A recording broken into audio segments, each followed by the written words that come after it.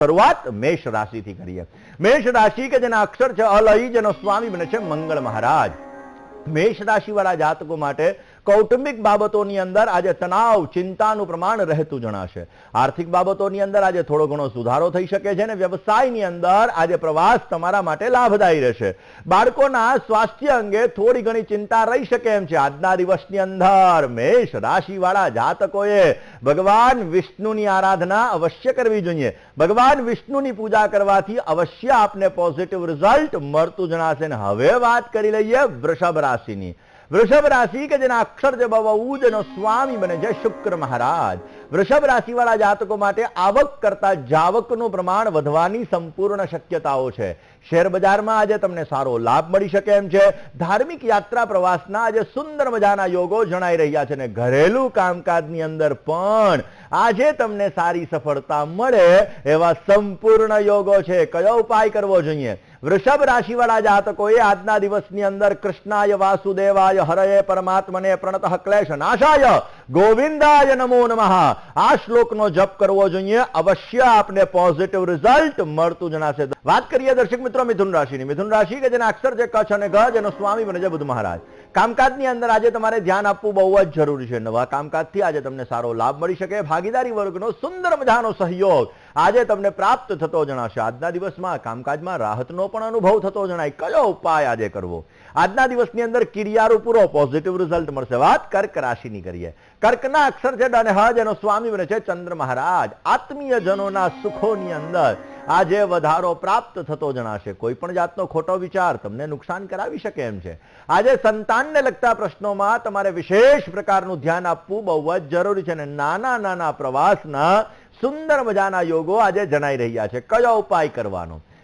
કર્ક રાશિ વાળા જાતકોએ આજે ભગવાન શિવ ઉપર દૂધનો અભિષેક અવશ્ય કરવાનો. નમો ભવાય સર્વાય રુદ્રાય વરદાય ચ. ભગવાન શિવ ઉપર અભિષેક કરવાથી અવશ્ય તમારી મનોકામનાઓ પૂર્ણ થશે અને તમને સુંદર મજાનો લાભ પ્રાપ્ત થતો જણાય છે. વાત સિંહ રાશિની કરીએ.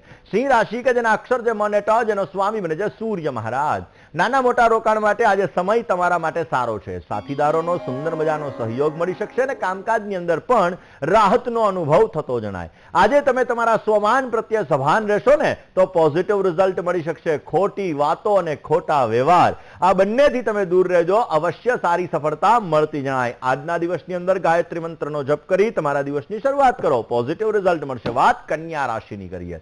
કન્યાના અક્ષર છે પઠ અને હણ, જેનો સ્વામી બને છે બુધ મહારાજ. વ્યવસાયની અંદર આજે તમને સુંદર મજાનો લાભ પ્રાપ્ત થતો જણાશે. મોટા રોકાણમાં ધીરજથી કામ લેવું બહુ જરૂરી છે. જીવન સાથી સાથે જેટલો તમે વધારે સમય પસાર કરશો એટલો તમને સારો લાભ મળી શકે. તમારી કાર્યશક્તિ ઉપર જો તમને વિશ્વાસ હશે તો અવશ્ય તમે સારી સફળતા મેળવી શકો. ભગવાન ગણપતિની આરાધના અવશ્ય કરો. તમને સુંદર મજાનો લાભ મળતો જણાય. તો વાત પહેલા તુલા રાશિની કરીએ. તુલા કે જેના અક્ષર છે ર અને ત, જેનો સ્વામી બને છે શુક્ર મહારાજ. આજના દિવસમાં તમારી કાર્યશક્તિની અંદર વધારો પ્રાપ્ત થતો જણાશે. ભાગીદારી વર્ગને આજે સુંદર મજાનો લાભ મળી શકે ને આજે નાના મોટા પ્રવાસથી દૂર રહેવું બહુ જ જરૂરી છે. નોકરિયાત વર્ગ માટે આજે નવી નવી ઓફર આવી શકે છે. સુંદર મજાનો લાભ પ્રાપ્ત થઈ શકે એમ છે. આજે કયો ઉપાય કરવો જોઈએ?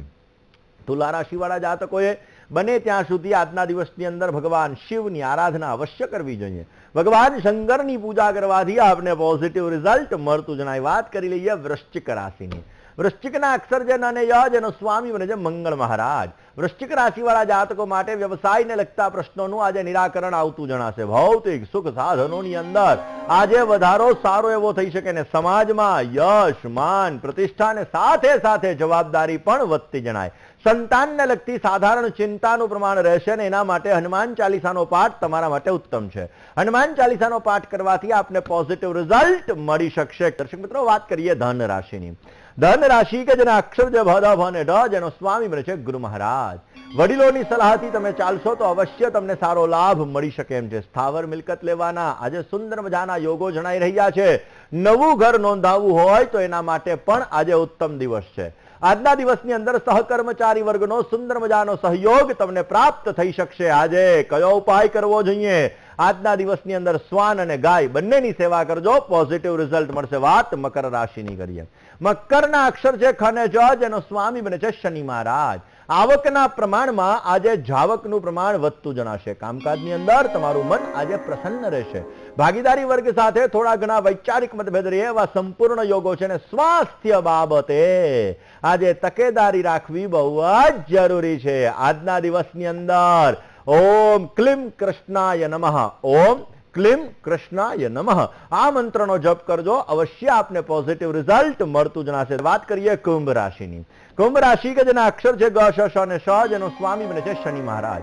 કામકાજની અંદર આજે સારી આવકનું પ્રમાણ રહેતું જણાશે. કામકાજની અંદર સાચવીને કામ કરશો તો તમને સારો લાભ મળી શકે. નવા રોકાણ માટે આજે સમય ઠીક નથી, એટલે નવું રોકાણ ન કરવું તમારા માટે લાભદાયી છે. આજના દિવસની અંદર બહારની ભાગીદારીથી દૂર રહેજો, બહારની ભાગાદોડીથી દૂર રહેજો, નહીતર સમસ્યા સર્જાઈ શકે એમ છે. કયો ઉપાય કરવો જોઈએ? આજે બની શકે ત્યાં સુધી ગાય માતાની સેવા કરો, ગાય માતાની પૂજા કરો, પોઝિટિવ રિઝલ્ટ મળશે. વાત મીન રાશિની કરીએ. મીનના અક્ષર છે દ, ચ, જ અને થ, જેનો સ્વામી બને છે ગુરુ મહારાજ. દેશ વિદેશને લગતા કામકાજની અંદર આજે તમને સુંદર મજાનો લાભ પ્રાપ્ત થતો જણાશે. પ્રિયજનોનો આજે સુંદર મજાનો વિયોગ થઈ શકે એમ છે.